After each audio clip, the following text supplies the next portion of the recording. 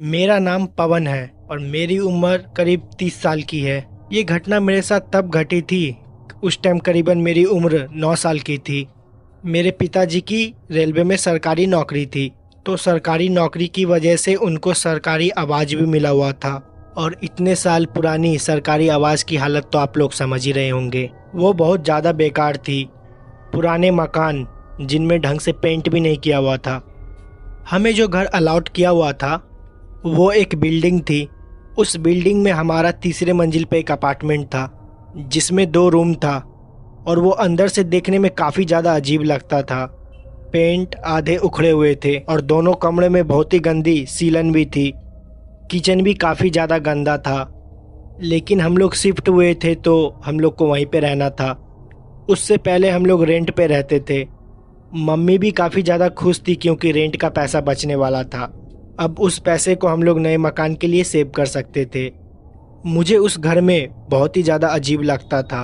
जब मैंने पहली बार उस घर को देखा था तो मुझे देखने में ही बहुत ज़्यादा बेकार लग रहा था। वो घर देखने में भूत बंगले से कम नहीं लगता था। हमने अपना सारा सामान शिफ्ट किया। मेरे परिवार में मैं, मेरी मम्मी और एक छोटा भाई था। मैं और मेरा छोटा भाई एक कमरे में रहते थे और मेरी मम्मी पापा दूसरे कमरे में।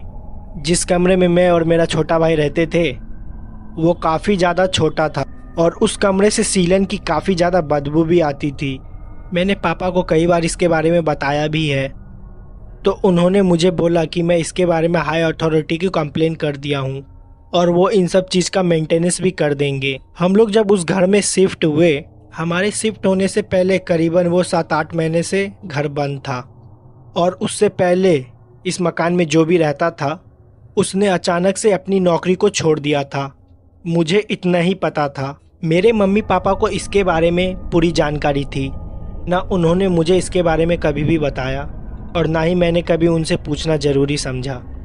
अब हमें इस नए घर में शिफ्ट हुए 4 महीने से ज़्यादा हो चुके थे। मेरा छोटा भाई और मैं साथ में ही सोते थे। एक बार रात के करीबन 11 बजे मेरे छोटे भाई ने मुझसे बोला कि मुझे टॉयलेट जाना है। मैंने भी उससे बोला हाँ ठीक है चले जाओ। उसको टॉयलेट अकेले जाने में डर लगता था क्योंकि उस घर में जो बाथरूम बना हुआ था वो घर के काफ़ी कोने में बना हुआ था, तो उसको मैं टॉयलेट कराने ले जाता था। लाइट्स बंद हो जाने के बाद घर में ऐसा अंधेरा हो जाता था जैसे कि कभी वहाँ पे लाइट जल ही ना हो। इतना काला घना अंधेरा। नाइट बल्ब भी जलती थी लेकिन घर के पुराने दीवार के वजह से काफ़ी डरावना लगता था। इसलिए हम लोग आमतौर पे टॉर्च का यूज़ करते थे। मेरा छोटा भाई टॉयलेट गया और वो टॉयलेट के अंदर करीबन 5 मिनट तक था। मैं उसके बाथरूम के बाहर ही खड़ा था। काफ़ी देर हो जाने पे मैं जब उसको आवाज़ दी तो वो कुछ भी नहीं बोला। वो चुपचाप अंदर बैठा हुआ था। फिर मैंने अचानक से दरवाजे को नॉक किया और वो अंदर डर के वजह से रोने लगा। मैंने जब उससे पूछा कि आखिर क्या हो गया तो उसने मुझे बताया कि जब वो बाथरूम के अंदर था तो ऊपर से कोई एक छोटा बच्चा उसको झांक के देख रहा था। जब उसने मुझे ये बात बताई तो मुझको लगा शायद वो उसका वहम है, लेकिन वो बहुत ज़्यादा डरा हुआ था। उसने मेरे हाथ को काफ़ी ज़्यादा ज़ोर से पकड़ा हुआ था। फिर मैंने उसको अपने साथ बेड पे ले आया और उसको सुलाने की कोशिश की, पर वो बहुत ज़्यादा डरा हुआ था। उसको पूरी रात नींद नहीं आई। अगली सुबह ये घटना उसने मम्मी को बताई तो मैंने मम्मी को बताया कि कुछ नहीं हुआ है, बस वो डर गया है। मेरे छोटे भाई का नाम अनुज है। ये घटना 2 दिन पुरानी हो चुकी थी। एक बार अनुज को बहुत ज़्यादा डर लग रहा था और उसकी तबीयत भी बहुत ज़्यादा ख़राब थी, तो मम्मी पापा ने सोचा कि अनुज को वो अपने पास सुला लेंगे। मुझे इसके बारे में नहीं पता था। मुझे लगा शायद अनुज उस दिन भी मेरे साथ ही सोएगा, तो मैं अकेले अपने बेड पे लेटा हुआ था। अनुज उस वक्त मम्मी पापा के साथ ही था। मुझे लगा वो खाना खा के दोबारा मेरे पास सोने चला आएगा। उस वक्त मैं काफ़ी ज़्यादा गहरी नींद में था। रात के करीबन 2 बज रहे थे। मुझे कब नींद आई मुझे पता भी नहीं चला। मैं अनुज का इंतज़ार करीबन 12 बजे से कर रहा था। रात के करीबन 2 बजे दरवाज़ा अपने आप खुला। दरवाज़ा काफ़ी ज़्यादा पुराने हो गए थे। दरवाजे जब खुलते या बंद होते थे तो बहुत अजीब तरह की आवाज़ आती थी। पता नहीं, जैसे ही दरवाज़ा खुला अचानक से मेरी आँख खुल गई। मैंने देखा कि दरवाजे के पास अनुज खड़ा हुआ है। मुझे साफ साफ उस टाइम अनुज दिखाई नहीं दिया, मुझे सिर्फ उसकी परछाई दिखाई दी। मैंने उससे बोला कि तू वहाँ क्यों खड़ा है, वो आके लेट जाए। मैं काफ़ी ज़्यादा नींद में था और मेरी आँख भी नहीं खुल रही थी। मुझे बस इतना ही पता चल रहा था कि दरवाजे के पास कोई लड़का खड़ा है और उसकी हाइट हूबहू अनुज जैसी ही थी। मेरी ही आंखों के सामने अनुज भागते हुए दरवाजे के अंदर आया मेरे पास, और जैसे ही वो भागते हुए मेरी तरफ आया, मैं अचानक से पूरी तरीके से होश में आ गया। ऐसा लगा कि मुझे कोई ये शायद मेरा वहम था। उस वक्त मैंने इस चीज़ पे ज़्यादा ध्यान नहीं दिया और फिर मैं दोबारा सो गया। करीबन आधे घंटे बाद मुझे ऐसा लगा कि मेरे पीछे कोई खड़ा है, मेरे बालों को सहला रहा है। पहले मुझे ये मेरा वहम लगा, लेकिन सोते हुए जब मेरी आंखें खुली तो मुझे साफ साफ मुझे ऐसा महसूस हुआ कि मेरे पीछे कोई खड़ा है और मेरे सर को पीछे से कोई धीरे धीरे पकड़ने की कोशिश कर रहा है और अपने होने का मुझे एहसास दिला रहा है। मैंने अचानक से उठा और पीछे देखा, कोई नहीं था, पीछे सिर्फ अंधेरा था। मैं तुरंत अपने बेड से उठा और लाइट को ऑन किया। पूरा कमरा खाली था। उस वक्त करीबन रात के 2:30 बज रहे थे। अनुज अभी भी नहीं आया था। मुझे ये बात नहीं पता था कि वो मम्मी पापा के साथ ही सो रहा है। फिर मैं मम्मी पापा के रूम में गया और रात के करीबन 2:30 बजे उनका दरवाज़ा खटखटाया और उनसे पूछा, अनुज उनके साथ है? उन्होंने बताया अनुज वहीं पे सो रहा है। मैंने मम्मी से कहा, मुझे ऐसा महसूस हुआ कि अनुज मेरे सर के पास अभी खड़ा हुआ था। मम्मी ने बताया वो करीबन 12 बजे से ही वहीं पे सो रहा है, क्योंकि उसको बहुत ज़्यादा डर लग रहा था। मैंने फिर इस बात पे ज़्यादा ध्यान नहीं दिया और आके अपने बेड पे फिर दोबारा सो गया। कुछ देर बाद फिर मेरी आंखें खुली। मेरे बेड के जस्ट सामने एक छज्जा बना हुआ था। उस पे हम लोग थोड़ा बहुत सामान रखा करते थे, जैसे कि टीवी के बॉक्स, कुछ कपड़े, कुछ लकड़ियाँ, सब पुराने चीज़ उसी छज्जे पे रखा हुआ करता था। मुझे ऐसा लगा कि उसके ऊपर बैठ के कोई मुझे देख रहा है। ये मेरा कोई वहम नहीं था, मैंने उसको साफ साफ देखा। कमरे में नाइट बल्ब जल रही थी। नाइट बल्ब पे मुझे वो काली परछाई बैठी हुई साफ साफ दिखाई दे रही थी और वो मुझे ही देख रही थी।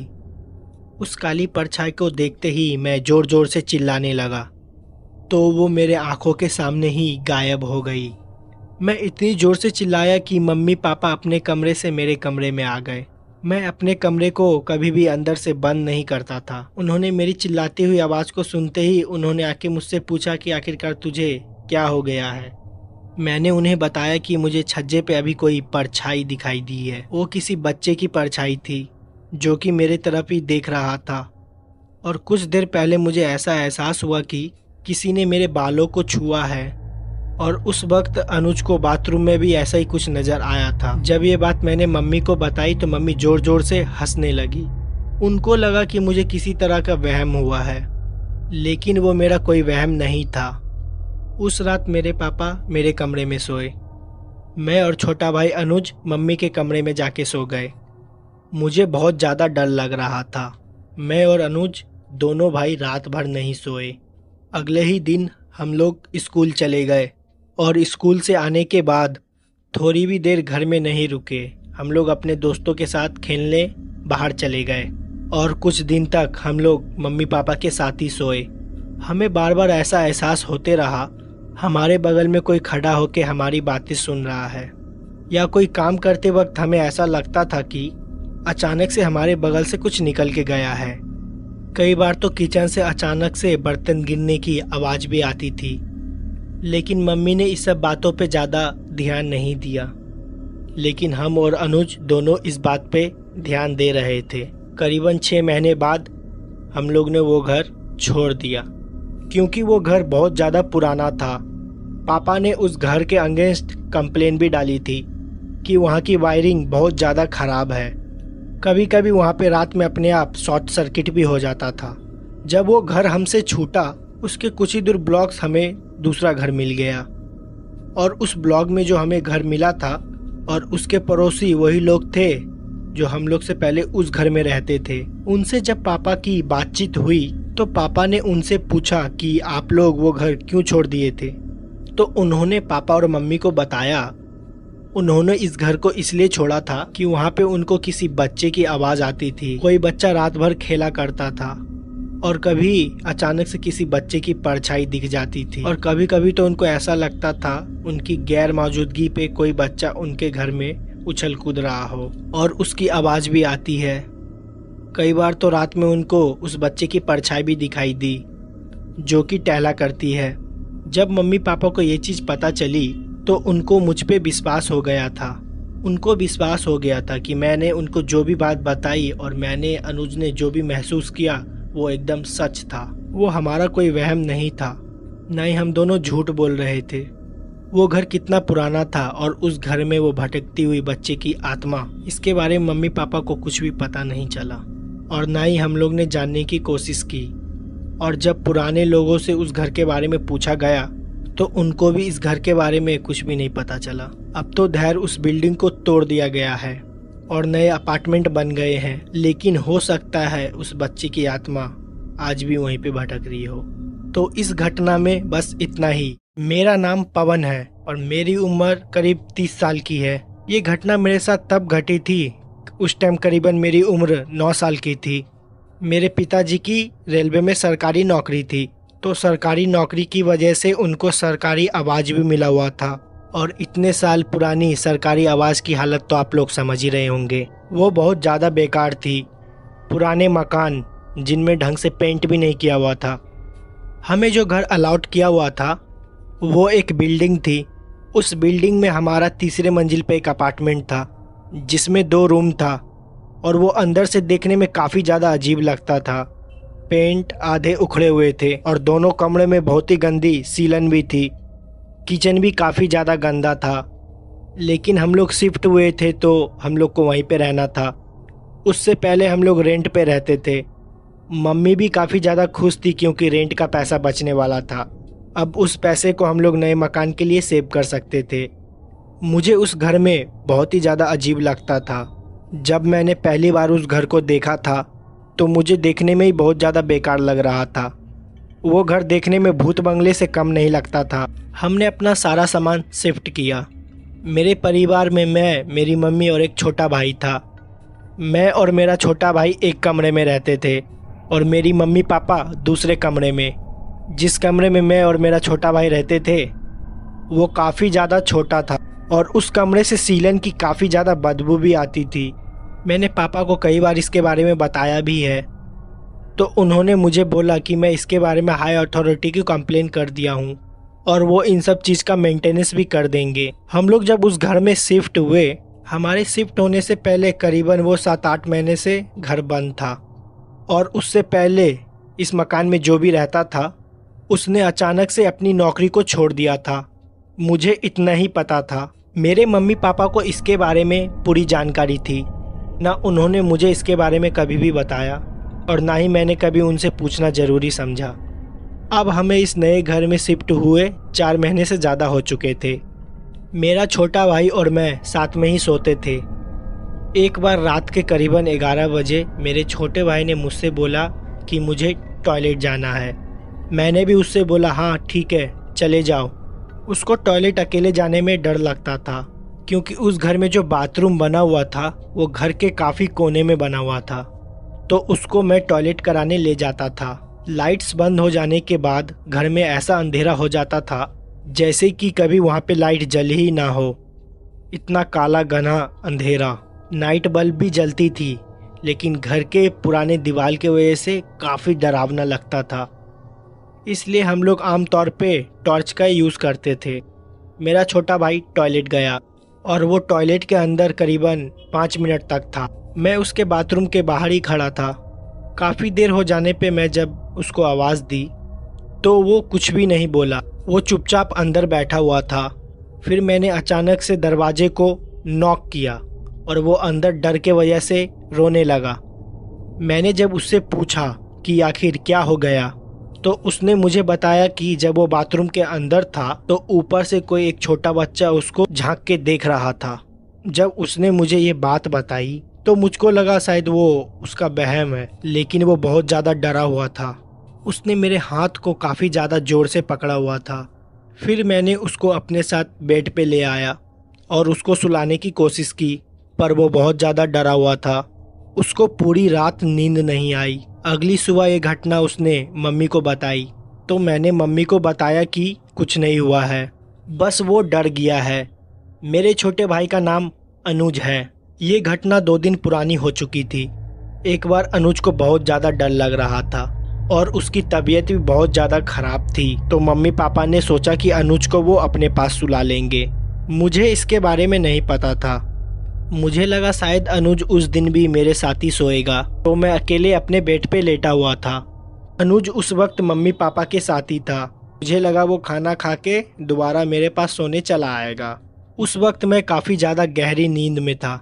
रात के करीबन 2 बज रहे थे। मुझे कब नींद आई मुझे पता भी नहीं चला। मैं अनुज का इंतज़ार करीबन 12 बजे से कर रहा था। रात के करीबन 2 बजे दरवाज़ा अपने आप खुला। दरवाज़ा काफ़ी ज़्यादा पुराने हो गए थे। दरवाजे जब खुलते या बंद होते थे तो बहुत अजीब तरह की आवाज़ आती थी। तानी जैसे ही दरवाज़ा खुला अचानक से मेरी आँख खुल गई। मैंने देखा कि दरवाजे के पास अनुज खड़ा हुआ है। मुझे साफ साफ उस टाइम अनुज दिखाई नहीं दिया, मुझे सिर्फ उसकी परछाई दिखाई दी। मैंने उससे बोला कि तू वहाँ क्यों खड़ा है, वो आके लेट जाए। मैं काफ़ी ज़्यादा नींद में था और मेरी आँख भी नहीं खुल रही थी। मुझे बस इतना ही पता चल रहा था कि दरवाजे के पास कोई लड़का खड़ा है और उसकी हाइट हूबहू अनुज जैसी ही थी। मेरी ही आंखों के सामने अनुज भागते हुए दरवाजे के अंदर आया मेरे पास, और जैसे ही वो भागते हुए मेरी तरफ आया मैं अचानक से पूरी तरीके से होश में आ गया। ऐसा लगा कि मुझे कोई ये शायद मेरा वहम था। उस वक्त मैंने इस चीज़ पे ज़्यादा ध्यान नहीं दिया और फिर मैं दोबारा सो गया। करीबन आधे घंटे बाद मुझे ऐसा लगा कि मेरे पीछे कोई खड़ा है, मेरे बालों को सहला रहा है। पहले मुझे ये मेरा वहम लगा, लेकिन सोते हुए जब मेरी आंखें खुली तो मुझे साफ साफ मुझे ऐसा महसूस हुआ कि मेरे पीछे कोई खड़ा है और मेरे सर को पीछे से कोई धीरे धीरे पकड़ने की कोशिश कर रहा है और अपने होने का मुझे एहसास दिला रहा है। मैंने अचानक से उठा और पीछे देखा, कोई नहीं था, पीछे सिर्फ अंधेरा था। मैं तुरंत अपने बेड से उठा और लाइट को ऑन किया। पूरा कमरा खाली था। उस वक्त करीबन रात के 2:30 बज रहे थे। अनुज अभी भी नहीं आया था। मुझे ये बात नहीं पता था कि वो मम्मी पापा के साथ ही सो रहा है। फिर मैं मम्मी पापा के रूम में गया और रात के करीबन 2:30 बजे उनका दरवाज़ा खटखटाया और उनसे पूछा अनुज उनके साथ है। उन्होंने बताया अनुज वहीं पे सो रहा है। मैंने मम्मी से कहा मुझे ऐसा महसूस हुआ कि अनुज मेरे सर के पास अभी खड़ा हुआ था। मम्मी ने बताया वो करीबन 12 बजे से ही वहीं पे सो रहा है, क्योंकि उसको बहुत ज़्यादा डर लग रहा था। मैंने फिर इस बात पे ज़्यादा ध्यान नहीं दिया और आके अपने बेड पे फिर दोबारा सो गया। कुछ देर बाद फिर मेरी आंखें खुली। मेरे बेड के जस्ट सामने एक छज्जा बना हुआ था। उस पे हम लोग थोड़ा बहुत सामान रखा करते थे, जैसे कि टीवी के बॉक्स, कुछ कपड़े, कुछ लकड़ियाँ, सब पुराने चीज़ उसी छज्जे पे रखा हुआ करता था। मुझे ऐसा लगा कि उसके ऊपर बैठ के कोई मुझे देख रहा है। ये मेरा कोई वहम नहीं था। मैंने उसको साफ साफ देखा। कमरे में नाइट बल्ब जल रही थी। नाइट बल्ब पे मुझे वो काली परछाई बैठी हुई साफ साफ दिखाई दे रही थी और वो मुझे ही देख रही थी। उस काली परछाई को देखते ही मैं ज़ोर ज़ोर से चिल्लाने लगा, तो वो मेरे आंखों के सामने ही गायब हो गई। मैं इतनी ज़ोर से चिल्लाया कि मम्मी पापा अपने कमरे से मेरे कमरे में आ गए। मैं अपने कमरे को कभी भी अंदर से बंद नहीं करता था। उन्होंने मेरी चिल्लाती हुई आवाज़ को सुनते ही उन्होंने आके मुझसे पूछा कि आखिरकार तुझे क्या हो गया है। मैंने उन्हें बताया कि मुझे छज्जे पे अभी कोई परछाई दिखाई दी है। वो किसी बच्चे की परछाई थी जो कि मेरे तरफ ही देख रहा था। और कुछ देर पहले मुझे ऐसा एहसास हुआ कि किसी ने मेरे बालों को छुआ है। और उस वक्त अनुज को बाथरूम में भी ऐसा ही कुछ नज़र आया था। जब ये बात मैंने मम्मी को बताई तो मम्मी ज़ोर ज़ोर से हंसने लगी। उनको लगा कि मुझे किसी तरह का वहम हुआ है, लेकिन वो मेरा कोई वहम नहीं था। उस रात मेरे पापा मेरे कमरे में सोए। मैं और छोटा भाई अनुज मम्मी के कमरे में जाके सो गए। मुझे बहुत ज़्यादा डर लग रहा था। मैं और अनुज दोनों भाई रात भर नहीं सोए। अगले ही दिन हम लोग स्कूल चले गए और स्कूल से आने के बाद थोड़ी भी देर घर में नहीं रुके। हम लोग अपने दोस्तों के साथ खेलने बाहर चले गए और कुछ दिन तक हम लोग मम्मी पापा के साथ ही सोए। हमें बार बार ऐसा एहसास होते रहा हमारे बगल में कोई खड़ा होकर हमारी बातें सुन रहा है, या कोई काम करते वक्त हमें ऐसा लगता था कि अचानक से हमारे बगल से कुछ निकल के गया है। कई बार तो किचन से अचानक से बर्तन गिरने की आवाज़ भी आती थी, लेकिन मम्मी ने इस सब बातों पे ज़्यादा ध्यान नहीं दिया। लेकिन हम और अनुज दोनों इस बात पे ध्यान दे रहे थे। करीबन 6 महीने बाद हम लोग ने वो घर छोड़ दिया, क्योंकि वो घर बहुत ज़्यादा पुराना था। पापा ने उस घर के अगेंस्ट कंप्लेन भी डाली थी कि वहाँ की वायरिंग बहुत ज़्यादा ख़राब है। कभी कभी वहाँ पे रात में अपने आप शॉर्ट सर्किट भी हो जाता था। जब वो घर हमसे छूटा, उसके कुछ ही दूर ब्लॉक्स हमें दूसरा घर मिल गया, और उस ब्लॉक में जो हमें घर मिला था और उसके पड़ोसी वही लोग थे जो हम लोग से पहले उस घर में रहते थे। उनसे जब पापा की बातचीत हुई तो पापा ने उनसे पूछा कि आप लोग वो घर क्यों छोड़ दिए थे।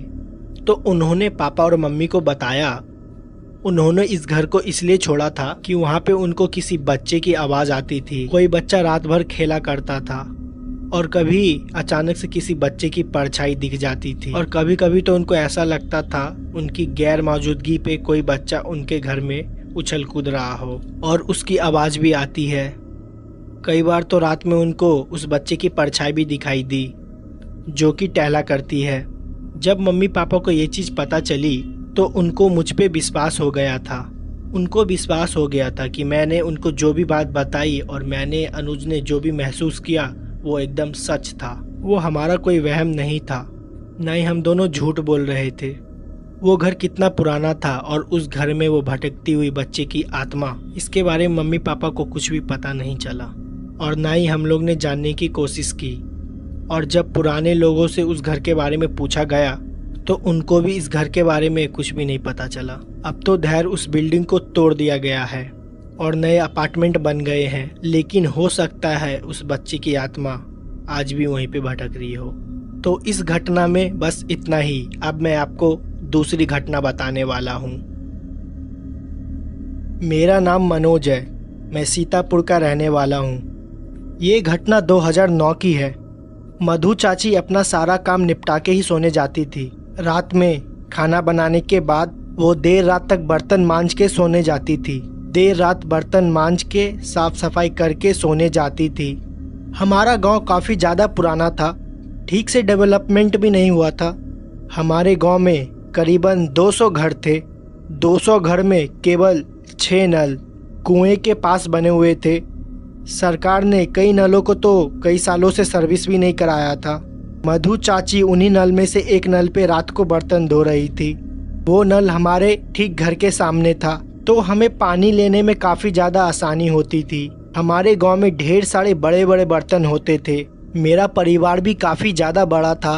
बड़ी बड़ी पटरियाँ, बड़ी बड़ी कढ़ाई, कुकर का तो ज़माना भी नहीं था हमारे टाइम में। बर्तन को अच्छे से मांजने के लिए मधु चाची चावल का भूसी का उपयोग करती थी, जिससे बर्तन बहुत अच्छे से मंजते थे और साफ सफाई भी बहुत अच्छी हो जाती थी। वो घर में लेडीज़ में सबसे छोटी थी और इसलिए वो सारा काम ख़त्म करके ही सोने जाती थी, ताकि दिन में उनको ज़्यादा काम ना करना पड़े। मधु चाची की अक्सर तबीयत खराब रहती थी। मेरे चाचा और मेरे घर वाले उनसे बोलते थे कि ज़्यादा काम ना करे, थोड़ा आराम भी कर लिया करे, लेकिन वो बात ही नहीं सुनती थी। अपनी दवाइयाँ भी समय से नहीं खाती थी। बस सबसे ऐसे ही बोला करती थी, ये तो नॉर्मल जुकाम है, बस ऐसे ही ठीक हो जाएगा। लेकिन उनकी ये बीमारी कुछ और ही थी। अंदर धीरे धीरे वो बीमारी बढ़ते चली गई। एक दिन रात के करीब 1 बजे मधु चाची अपना सारा काम खत्म करके आई और जैसे ही सोने जा रही थी अचानक से उनके सर में बहुत तेज दर्द उठा और वो बेहोश हो गई। उनको सब कोई उठाया लेकिन वो नहीं उठी। उस वक्त हॉस्पिटल भी हमारे गांव से काफ़ी ज़्यादा दूर में था। हमारे घर से 2 घर छोड़ के एक वैद्य जी रहते थे, उनको तुरंत बुला के लाया गया। वैद्य जी ने जब मधु चाची की नाड़ी चेक की तो उनकी नाड़ी नहीं मिल रही थी, उनकी हार्ट बीट भी बंद हो चुकी थी और वो मर चुकी थी। इतना जल्दी उन्हें क्या हो गया कुछ समझ में नहीं आया। किसी तरह उनको रात में सब कोई अस्पताल भी लेके गए। अस्पताल पहुंचने के बाद जब डॉक्टर ने उन्हें चेक किया तो वो मर चुकी थी। वजह किसी को नहीं पता थी। काफ़ी कोशिश करने के बावजूद भी जब वो होश में नहीं आई तो उनको मृत्यु घोषित कर दिया गया। उसी रात मधु चाची को सबको घर लाया गया। घर लाने से पहले उनके शरीर को एक गाड़ी में रखा गया था जो कि शायद लाश ले जाने को काम आती थी। वो वही हॉस्पिटल के पास मिले थे। उनके मृत्यु शरीर को उस गाड़ी में रखने के बाद उसी में चाचा भी बैठ गए थे और मेरे पापा भी। ड्राइवर गाड़ी चला रहा था। गांव के कुछ और लोग थे जो अपने मोटरसाइकिल से आ रहे थे। गाड़ी उसी वक्त रास्ते में चल रही थी। उस वक्त बारिश भी काफ़ी तेज होने लगी थी और मौसम भी थोड़ा ख़राब चल रहा था। अस्पताल से करीब हमारा घर करीब 11 किलोमीटर का था। वो लोग गाड़ी से आ रहे थे। जिस गाड़ी में मधु चाची का मृत्यु शरीर था उस गाड़ी का टायर थोड़ी दूर आते जंगल में पंक्चर हो गया। दरअसल वो जंगल नहीं था, वो हमारे गांव का आम का बाग था। उस बाग में कई लोगों को पेड़ थे।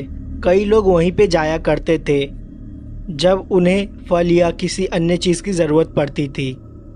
उस गाड़ी का टायर वही बाग के साइड में पंक्चर हुआ था। वहाँ पे ढेर सारे मृत्यु शरीर भी जलाए जाते थे। वो इलाका हमारे गांव का थोड़ा पहाड़ी इलाका था। गांव के अंदर आने से पहले वही इलाका से होके आना पड़ता था जो कि काफ़ी ज़्यादा बेकार चीज़ थी, क्योंकि हमारे गांव में जब भी कोई शुभ चीज़ होती थी, किसी के यहाँ बच्चा पैदा हुआ या किसी की शादी हुई तो उसी एरिया से होके ही आना पड़ता था। गांव वाले ने कई बार उस रास्ते को बंद करने की भी सोची लेकिन कभी किसी को मौका ही नहीं मिला। लोग उसी रास्ते से लगातार आना जाना किया करते थे, इसलिए इस चीज़ को सब कोई भूल गए। गाड़ी पंक्चर होने के बाद गाड़ी के ड्राइवर ने टायर को चेंज किया। बारिश बहुत तेज हो रही थी, उसको टायर चेंज करने में थोड़ा समय लग गया। गांव के बाकी लोग जो बाइक से आ रहे थे वो थोड़ा पीछे ही रुक गए थे क्योंकि बारिश बहुत ज़्यादा तेज हो रही थी।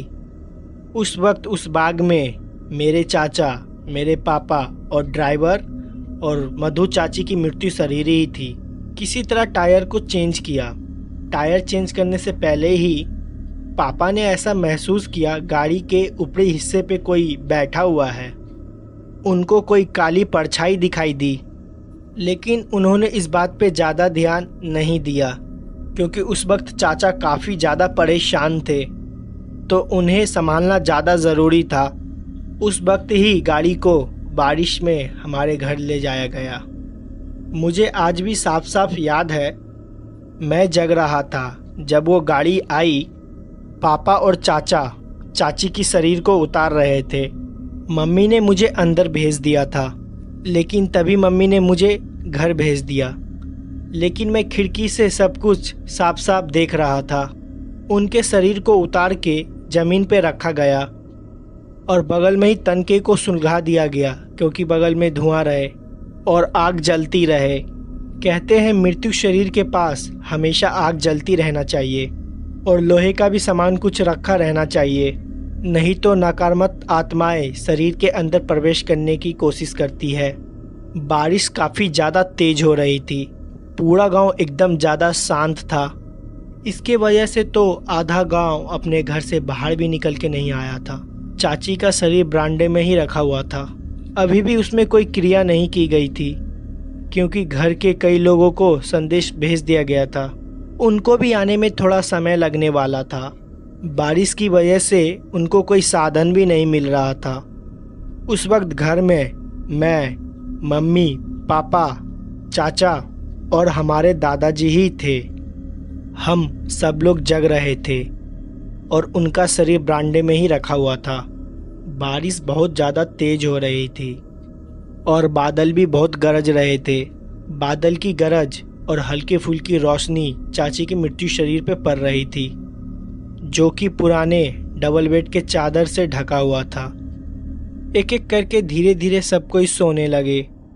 चाचा जग रहे थे। चाचा पूरी रात चाची के बगल में ही बैठे रहे। काफ़ी ज़्यादा थकान हो रही थी उनको, जो कि उनके चेहरे पे साफ साफ झलक रही थी।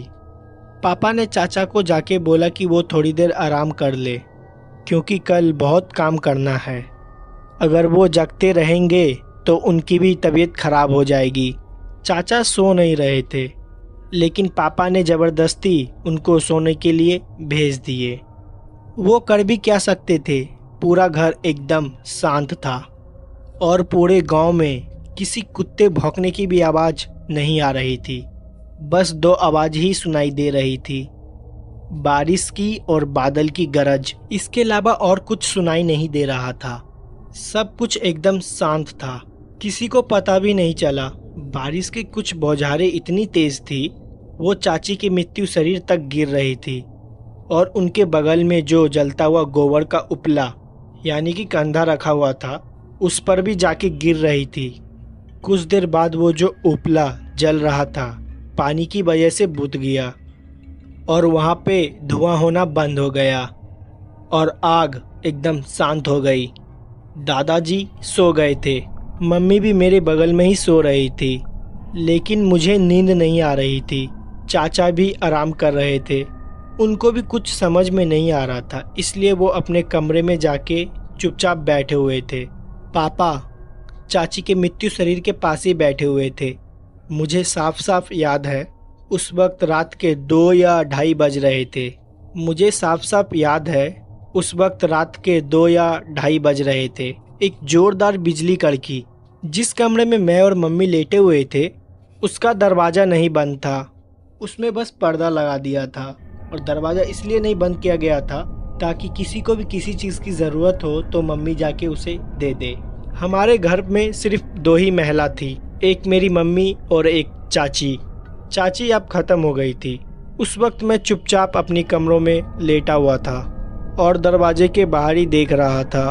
बादल की गरजने की रोशनी, मुझे दरवाजे पे साफ साफ गरजने की आवाज़ सुनाई दे रही थी। उसी रोशनी में मैंने किसी को एक तरफ से दूसरी तरफ जाते हुए देखा और वो कोई महिला थी। मैंने साफ साफ उन्हें देखा था। ये मेरा कोई वहम नहीं था। उसने साड़ी पहनी हुई थी, एक तरफ से दूसरी तरफ घर के अंदर जा रही थी, मतलब घर के बरामदे से होते हुए किचन की तरफ। मुझे समझ में नहीं आया मैंने क्या देखा। मैं थोड़ा सा डर भी गया था, पर मुझे लगा शायद गांव की कोई महिला आई होगी। चाची की एक सहेली थी जिसका नाम सुषमा था। वो अक्सर चाची से मिलने आया करती थी। सुषमा को अभी तक चाची की मौत के बारे में पता नहीं चला था, तो वो शायद मिलने आई होगी। मैं तुरंत अपनी बिस्तर से नीचे उतरा और मैंने सोचा मैं जाके सुषमा चाची को सब कुछ बता दूं, लेकिन वो गायब हो गई। ऐसा लगा हो कि वो एकदम हवा हो गई हो। मैं कमरे से बाहर निकल के किचन की तरफ जाके देखने लगा। मुझे कुछ भी दिखाई नहीं दिया। मैं फिर दोबारा घर के बाहर के तरफ गया और मैं एक चीज़ देख के एकदम हैरान हो गया। मेरी चाची का मृत्यु शरीर वहाँ पे नहीं था और जिस चादर से उन्हें ढक रखा था वो नीचे की तरफ पड़ा हुआ था। जिस तसले में गोबर के उपले जल रहे थे उसमें पानी भरा हुआ था और मेरे पिताजी वहीं पे बगल में कुर्सी पे बैठे हुए सो गए थे। दादाजी अपने कमरे में सो रहे थे और मम्मी भी अपने कमरे में सो रही थी और चाचा जी ने अपने कमरे के दरवाजे को अंदर से बंद किया हुआ था। उस वक्त पूरे घर में मैं ही जग रहा था। हमारे घर में छत की ओर जाने के लिए एक सीढ़ियाँ हैं। वो सीढ़ियाँ चारों तरफ मोटी मोटी दीवारों से घिरी हुई है। उसमें ज़्यादा रोशनी भी नहीं जाती है, लाइट भी नहीं थी, अंधेरा भी काफ़ी ज़्यादा था। छत पे जाने के लिए जब मैं उन सीढ़ियों से गुजरता हूँ तो ऐसा लगता है कि कोई अंधेरे कमरे से गुजर रहा हूँ। मुझे छत के ऊपर से छत की दरवाज़ा खुलने की आवाज़ आई। हमारे यहाँ का किचन का एरिया जहाँ पे सब कोई ज़मीन पे बैठ के खाते हैं, उसके ऊपर कोई भी छत नहीं है।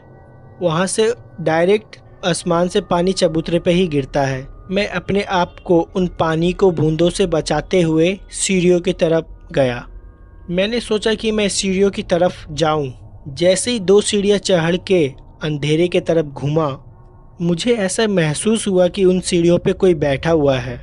मुझे अंधेरे में साफ साफ दिखाई दे रहा था कि कोई अंधेरे में है। सीढ़ियों के ऊपर का दरवाज़ा खुला हुआ था। उनसे मुझे चमकती हुई परछाई से मुझे साफ साफ दिखाई दे रहा था वो कोई औरत थी। मैं समझ गया था वो कोई और नहीं, चाची ही है, क्योंकि उनका शरीर वहाँ पे नहीं था। मैं बहुत ज़्यादा डर गया था। मैं उन्हें देखते ही ज़ोर ज़ोर से चिल्लाने लगा। वो बहुत ज़्यादा अजीब लग रही थी। मेरी ही आंखों के सामने सीढ़ियों पे बैठ के मुझे घूर रही थी और पीछे चमकती हुई बिजली मुझे आज तक याद है। उनको देखते ही मैं ज़ोर ज़ोर से चिल्लाने लगा और सीढ़ियों से नीचे उतर आया। मैं किचन के सामने उसी चबूतरों से भागते हुए जा रहा था जहाँ पर पूरा पानी चबूतरे के ऊपर पड़ा हुआ था। मैं वहाँ पे फिसल गया और जाके सीधा चाचा के कमरे से लड़ा। मेरी चिल्लाने की आवाज़ सुनकर पापा सीधा उठ गए और मम्मी भी उठ गई। चाचा भी अपने कमरे से तुरंत बाहर आए। उन्होंने देखा मैं ज़मीन पे गिरा हुआ हूँ। पापा का जैसे ही आँख खुला, पापा ने देखा चाची का शरीर वहाँ पे नहीं है। वो सब लोग भागते हुए मेरे पास आए तो मैंने उन्हें बताया कि चाची ऊपर सीढ़ियों के पास बैठी हुई है। मैं जैसे ही सबको ये बात बताई, सब एकदम हैरान हो गए। पापा और चाचा तुरंत सीढ़ियों की तरफ भागते हुए गए।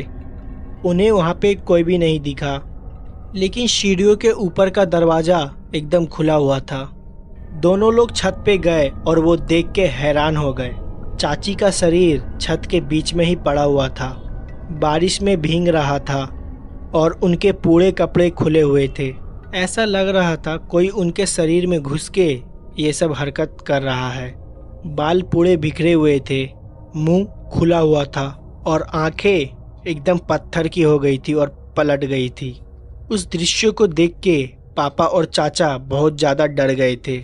उनकी हिम्मत नहीं हो रही थी कि वो लोग शरीर के पास जाए, लेकिन किसी तरह ऊपर का नाम लेते हुए वो लोग चाची के शरीर के पास गए। उन्होंने चाची का शरीर को हिलाने की कोशिश की।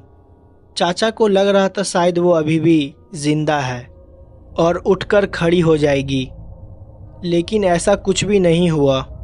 फिर चाचा और पापा उनके शरीर को उठाकर उसी जगह पर लेके आए और दोबारा आग जलाई। फिर वहीं पे सब लोग बैठे हुए थे। मम्मी ने मुझे दोबारा कमरे के अंदर भेज दिया, लेकिन मैं कमरे के अंदर नहीं रुक रहा था, इसलिए मैं दादाजी के पास जाकर सो गया। कुछ देर बाद बारिश भी बंद हो गई और सुबह के 4 बज गए थे। गांव में सब कोई जल्दी उठ जाते हैं और धीरे धीरे पूरे गांव को पता चल गया कि चाची अब नहीं रही है। घर के सामने भीड़ लगना चालू हो गई। फिर चाची का अंतिम क्रियाक्रम भी किया गया और रात को जो ये घटना हम लोग के साथ घटी थी, इसको लेके चाचा और पापा ने किसी को कुछ नहीं बताया। वापस आके दोबारा रात को उसी तरह हम लोग सब एक साथ बैठे हुए थे और आपस में बात कर रहे थे जो भी कल हम लोग के साथ घटा वो आखिर हुआ क्यों और आगे ऐसी कोई अजीब सी घटना ना घटे, इसका उपाय भी ढूंढने लगे। पापा ने सबको ये बताया उस रात जब जंगल में गाड़ी खराब हो गई थी तो उनको एक अजीब सी परछाई भी गाड़ी के ऊपर नजर आई थी। हो सकता है कि वो कोई आत्मा हो या कोई भूत प्रेत हो, जो कि हो सकता है कि चाची के मृत्यु शरीर के अंदर घुस गया हो और उसने अपनी जगह बना ली हो। सब लोग ने यही अनुमान लगाया था कि उस रास्ते से हम लोग को कोई भी मृत्यु शरीर लेके नहीं आना चाहिए था और वही हुआ भी, जिसका डर था। खैर, फिर चाची के शरीर को वहीं पे जलाया गया जहाँ पर वो गाड़ी खराब हुई थी। हो सकता है वो आत्मा वहीं पे चाची के शरीर से बाहर निकल के चली गई हो। 13 दिन के बाद घर में पूजा पाठ हुई और पूरे घर को दोबारा शुद्ध किया गया। ऐसी फिर कोई भी घटना हमारे घर में दोबारा नहीं घटी, लेकिन उस दिन से दोबारा मुझे अपने ही घर में डर लगने लगा। फिर जब मैंने अपनी 12वीं पास की, फिर मैं पढ़ाई के लिए अपने शहर आ गया। और ये जो घटना हमारे घर में घटी थी, वो रात मैं अपने जीवन में कभी भी भुला नहीं पाऊंगा।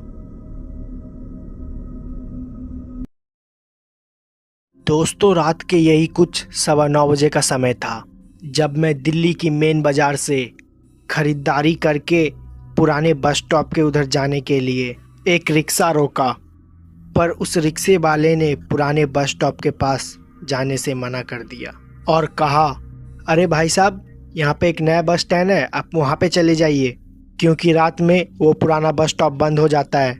दोस्तों, वो क्या था कि न्यू बस स्टैंड से मेरे लिए कोई डायरेक्ट बस नहीं थी और दिन में मैं अपने यहाँ से सीधे बस स्टैंड पे उतरा था, इसलिए मुझे वहीं पे जाना था, क्योंकि मेरी बस वहाँ से सीधी जो थी। लिहाजन उस रिक्शे वाले से मैंने कहा, रात में वो बस स्टैंड बंद क्यों हो जाता है? वहाँ कोई भूत वूत घूमता है क्या? पहले तो वो रिक्शे वाला मेरा बात सुन के थोड़ा सा मुस्कुराया और फिर बोला, अगर भाई साहब वहाँ पे भूत घूमते ना तब तो ठीक था, लेकिन वहाँ कुछ ऐसा है, एक बार कोई इंसान देख लेता है और उसका मुंह दोबारा नहीं खुलता और सदमे में जाके अपनी जान गंवा देता है या फिर उसका कलेजा फट जाता है। मुझे उस रिक्शे वाले की बेतुकी बातों पर एकदम भी विश्वास नहीं हुआ, इसलिए मैंने उसकी बातों को नज़रअंदाज किया, अपना सामान लेकर बस स्टॉप की तरफ निकल गया। मैंने और भी कई बार उस बस स्टैंड से बस पकड़ी थी, बस स्टैंड की तरफ निकल पड़ा। मैंने और भी कई बार उस बस स्टैंड से बस पकड़ी थी, बस उस सफ़र में इतना ही फ़र्क था, इस बार मैं रात में जा रहा था और लिहाजन में मैं उस रिक्शे वाले की बातों को नकारते हुए और अपना सामान लेकर उस बस स्टैंड की तरफ निकला। यहाँ से करीब 1 किलोमीटर दूर था। आसमान पूरी काले अंधेरे घनों में निपट गया था। बाजार की हल्की फुल्की रोशनी उस बस स्टैंड के पास नहीं पहुँचती थी। जैसे ही मैं पहुँचा, वो जगह मुझे एकांत में नज़र आई। उस जगह पे चारों तरफ सिर्फ और सिर्फ अंधेरा पसरा हुआ था, पर मुझे इस चीज़ से कोई मतलब नहीं था, इसलिए मैं वहाँ पर जाकर एक बेंच पे थोड़ी देर बैठ गया। अब मुझे इसी चीज़ का इंतज़ार था कि बस कब यहाँ पे पहुँचे, मैं कब यहाँ से निकलूँ। मैं वहाँ पे बैठा ही था कि मेरी नज़र अचानक एक चमकीली चीज़ पे पड़ी, जो बस स्टैंड से महज थोड़ा सा आगे एक चमकीली चीज़ नज़र आ रही थी। उसको देखकर मैं अचानक से हैरान हो गया। फिर मैं उठा, उस चीज़ की तरफ बढ़ने लगा। ऐसा लग रहा था जैसे कि वहाँ पे कोई कांच का टुकड़ा चमक रहा हो, लेकिन हैरानी तो इस बात की थी, जहाँ पर वो चीज़ चमक रही थी वहाँ पे लाइट की रोशनी भी नहीं थी। मैं जैसे ही वहाँ पे पहुँचा, वहाँ का दृश्य देखकर मैं तो हैरान ही हो गया। वो एक छोटी सी अंगूठी थी, लेकिन उसके अंदर इतनी ज़्यादा चमक थी कि वो अंगूठी किसी अजूबे से कम नहीं थी। मैंने अंगूठी उठाई कि इतने में ही मुझे हेडलाइट की रोशनी नज़र आई। जब मैं बस स्टैंड की उधर देखा, मैंने पाया कि मुझे एक बस अपनी तरफ आते हुए दिखाई दे रही थी। मैंने उस अंगूठी को अपने जेब में डाली और भागते हुए बस के पास पहुंच गया। मुझे इसी चीज़ का डर था कि कहीं बस निकल ना जाए। फिर मैं बस में सवार हुआ। बस भी खुल गई। पता नहीं क्यों उस बस में बैठने से पहले ही मुझे कुछ अजीब सा महसूस हो रहा था। मैं फिर भी इस चीज़ पे ज़्यादा ध्यान नहीं दिया और अपनी सीट पर बैठकर मैं आराम फरमाने लगा। फिर थोड़ी देर के बाद बस उस जगह पे पहुंच गई जहां पर मुझे उतरना था और उस इलाके में पहुंचकर चैन की सांस मिली कि जब से मैं उस बस के अंदर बैठा था तब से मुझे वहां पर कुछ ठीक नहीं लग रहा था। मैं वहां से उतरा, अपनी घर की तरफ निकलने लगा।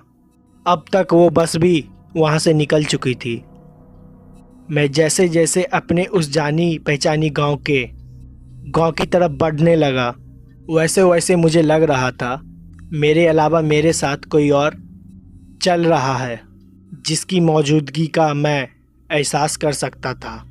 ऐसे में मैं थोड़ा घबरा गया। इसी बीच मुझे वो आदमी की कही हुई बातें याद आने लगी। दरअसल उस रिक्शे वाले ने मुझसे कहा था कि मुझे उस बस स्टैंड के पास नहीं जाना चाहिए। वहाँ पर कोई ऐसा रहता है जिसे देखने के बाद हमें बहुत तगड़ा सदमा लगता है। लेकिन उसकी बातें सरासर झूठी साबित हो गई, जिससे मेरे चेहरे पर एक मुस्कान थी। थोड़ी देर के बाद मैं अपने कमरे में पहुंच गया। दरअसल जहां पर मैं रहता था वहां पर मैं किराए पर पूरा का पूरा हॉल ही बुक कर रखा था। मेरा गांव यहां से करीब 17 किलोमीटर दूर था और मैं अपने घर वालों से अलग इसलिए भी रहता था क्योंकि मुझको दुकान का काम करना पड़ता था। इस बार मैं कुछ ज़्यादा ही थका हुआ था। तब मैं अपने बेड के पास गया और आराम करने लगा। फिर उस चमकदार अंगूठी की याद आ गई। मैंने उसे अपनी जेब से निकाला और फिर मैं उसे अपने तकिए के नीचे रख दिया। वैसे एक वो अंगूठी ही थी, इसलिए मैंने उस पर ज़्यादा ध्यान नहीं दिया। मैं काफ़ी थका हुआ था, इसलिए मैं सोने की कोशिश कर रहा था। फिर थोड़ी देर के बाद मुझे पता ही नहीं चला कब मेरी आंख लग गई। फिर मुझे ऐसा एहसास होने लगा कोई मेरे आजू बाजू में चल रहा है। एक कदमों की आवाज़ मेरे कानों में गूंज रही थी। ऐसा लग रहा था कि वो कोई स्त्री है जिसकी पायल की धुनी बार बार मेरे कानों में गूंजती और फिर उसके बाद उसकी हंसने की आवाज़ भी आती। ये थोड़ी देर के लिए हुआ। फिर थोड़ी देर के बाद मेरी अचानक से आँख खुल गई और अपने आजू बाजू में देखा। वहाँ पर मुझे कोई नज़र ही नहीं आ रहा था। पता नहीं पर क्यों अभी तक मेरे शरीर का पूरा तापमान काफ़ी ज़्यादा बढ़ गया था। पूरा शरीर पसीने से तरबतर हो गया था। मेरी हिम्मत भी नहीं थी कि बाहर उठकर देख सकूं कि मेरे साथ हो क्या रहा था। ऊपर से मेरा सर भी बहुत भारी था। मुझे लगा कि शायद ज़्यादा थकावन की होने की वजह से मेरा सर दर्द कर रहा है। फिर से मैं अपनी बेड पर सर रख के सोने लगा, लेकिन दोस्तों आवाज़ों का आना बंद नहीं हुआ। जैसे ही मैं अपनी आंख बंद करके नींद में जाता तो मुझे तभी बहुत ही डरावनी आवाज़ें सुनाई देती। जैसे तैसे मैंने उस रात को बिताया। फिर जैसे ही सुबह हुई सब कुछ मानो जैसे कि नॉर्मल हो गया। मेरा शरीर भी सामान्य महसूस होने लगा। फिर मैंने ये सारी घटना अपनी एक करीबी दोस्त को बताई, लेकिन उसे भी मेरी बातों पे विश्वास नहीं हुआ। दरअसल मेरे दोस्त ने बताया कि ज़्यादा थकावन की वजह से हमारे शरीर में इस तरह की हलचल होना बहुत ही आम बात है। मेरे दोस्त ने भी मुझे वही सलाह दी। फिर बाद में मैंने उस चीज़ को सोचा था, फिर मैंने उसे नज़रअंदाज कर दिया और वापस से नॉर्मल होके रहने लगा। 2 से 3 दिन तक तो सब कुछ सामान्य रहा। मुझे ऐसा लगा कि शायद वो उस दिन की थकावट ही थी जिसके वजह से मुझे ऐसा लग रहा था।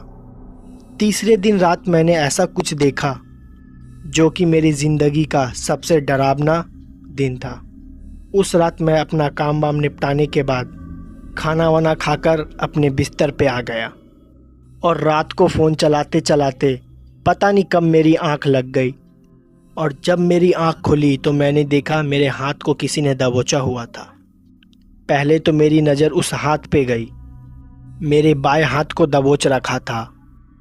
उसके बाद मैंने सामने की तरफ देखा तो मैंने पाया कि अब तक रात के 1:30 बजने वाले थे। उसके बाद मैंने अपने बगल में धीरे धीरे देखने की कोशिश की। वहाँ का नज़ारा देखकर तो मेरी हालत ही पतली हो गई। दरअसल मैंने देखा कि वो एक लड़की थी जिसका पूरा बदन दूध की तरह सफ़ेद था। तो मुझे उस लड़की की तरफ से रोने की आवाज़ आ रही थी, मगर उसके बाद उस लड़की के चेहरे पर अचानक ही एक मुस्कान आ गई।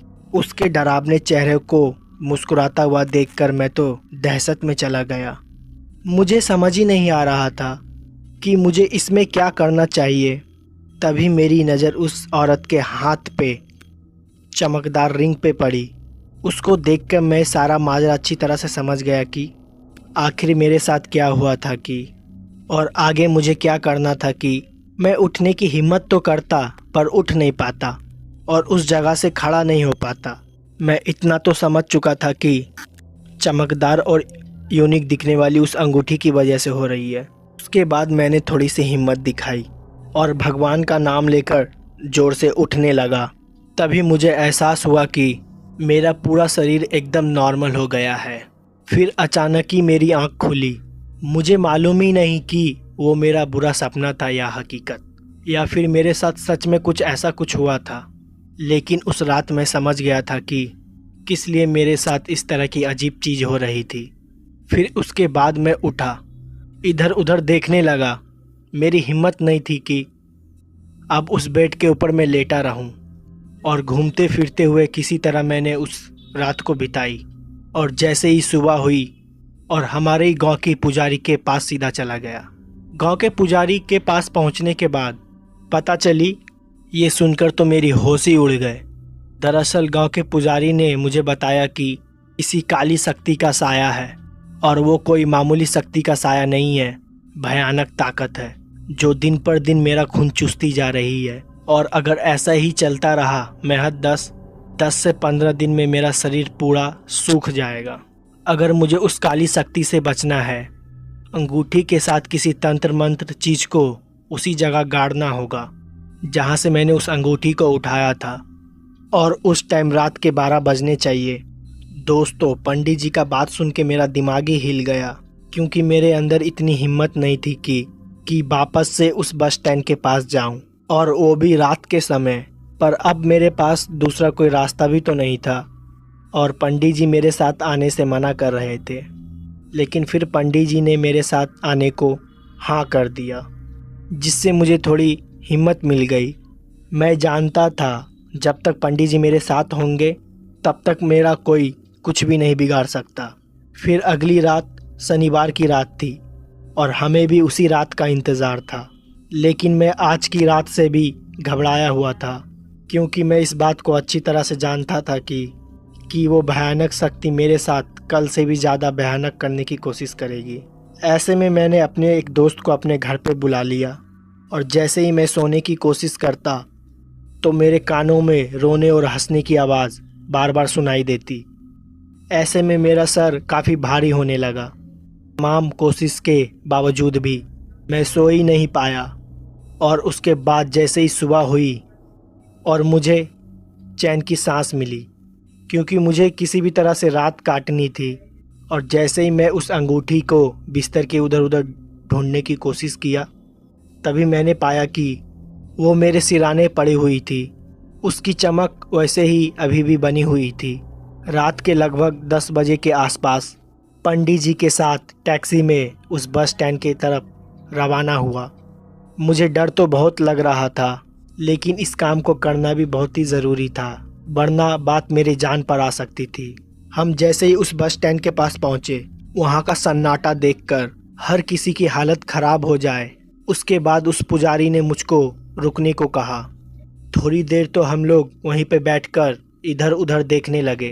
फिर जैसे ही रात को 12 बजने को आई, तभी उस पुजारी ने लंबी सांसें लेते हुए कहा, देखो बेटा, तुम्हारी ज़िंदगी और मौत आपस में टकराने वाली है। अगर तुम इस काम को ढंग से नहीं किया तो तुम्हें यहीं पे अपनी जान गंवानी होगी, और अगर ये काम तुमने ठीक से कर लिया तो भी तुम्हारे साथ कुछ ऐसा होगा उसके बारे में तुमने कभी पहले सोचा भी नहीं होगा। इसीलिए तुमको सोच और समझ के कदम उठाने हैं।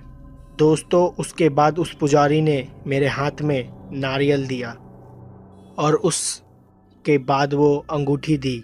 उस नारियल के ऊपर खून के कुछ छींटे थी। शायद वो छींटे इसलिए भी थी, शायद किसी भी बुरी शक्ति को अपनी ओर आमंत्रित किया जाए। जैसा उस पुजारी ने मुझे बताया था, मैं वैसे उस नारियल के साथ चमकता हुआ अंगूठी को लेकर आगे की तरफ बढ़ने लगा। मैंने कभी सोचा ही नहीं था कि मेरी ज़िंदगी इस पड़ाव पर पहुंच जाएगी। फिर मैं धीरे धीरे अपनी कदमों के साथ उसी जगह पे पहुंच गया जहां से मैंने उस अंगूठी को उठाया था। पता नहीं मुझे क्यों ऐसा लग रहा था कि मेरे साथ साथ कोई और भी है, जिसके होने का मुझे एहसास हो सकता था। लेकिन मैं उसे देख नहीं सकता था। मैं जैसे ही ठीक उस जगह पे पहुंचा तो मैंने उस नारियल के साथ ठीक उस अंगूठी को वैसे ही रख दिया जैसा कि उस पुजारी ने मुझको बताया था। जैसे ही मैं उस नारियल के साथ अंगूठी को रखा वैसे ही पूरी धरती कांपने लगी और वैसे ही अंदर से एक हाथ बाहर निकला धूल को फाड़ कर। जैसे ही वो हाथ बाहर निकला डर के मारे मेरा शरीर पूरा पसीना छोड़ने लगा। मैं तुरंत ही मुड़ा और वहाँ से भागने लगा। दरअसल उस पुजारी बाबा ने मुझको बताया था कि ऐसा होते ही मुझे वहाँ से सर पर दौड़ लगानी है, सीधा जाकर गाड़ी में बैठ जाना है। फिर ठीक मैंने वैसा ही किया। जैसे ही मैं गाड़ी में आकर बैठा पुजारी बाबा ने मुझे कुछ नियम बताए।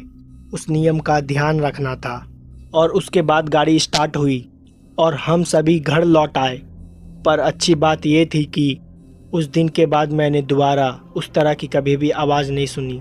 और साथ ही इस घटना के बारे में मैं अपने कुछ दोस्तों को बताया। तब जाकर मुझको पता चला कि उस बस स्टैंड पर लगभग 7 साल पहले एक महिला की मौत हो गई थी। बदमाश लोग ने उनके गहने वगैरह चुराकर और साथ गलत काम कर लिया और उस दिन के बाद से उस महिला की उस बस स्टैंड पे अपनी कब्जा जमा लिया।